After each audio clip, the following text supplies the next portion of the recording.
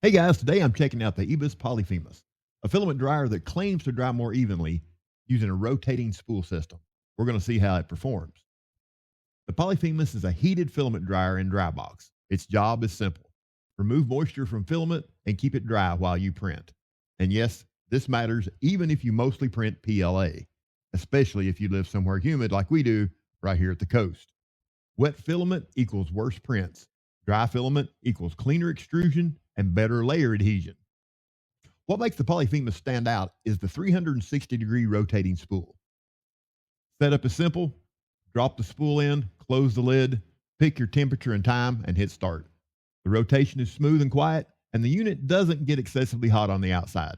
Instead of blasting hot air from one side, the spool slowly rotates so heat is applied more evenly. I dried a spool that had been sitting out and then ran a test print. The difference was obvious.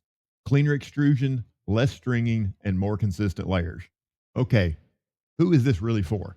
If you print regularly, live in a humid area, or use PETG, TPU, or nylon, this makes a lot of sense. If you only print PLA once in a while, it's not really required, but it definitely is a quality of life upgrade. So, my final thoughts on this, bottom line, the Polyphemus does exactly what it claims. Rotating spool isn't a gimmick, and it produces consistent results without risking your filament. If you want better print reliability and fewer moisture-related headaches, this is a solid option. I'll drop a link below, and I'll see you next time. Thanks for watching.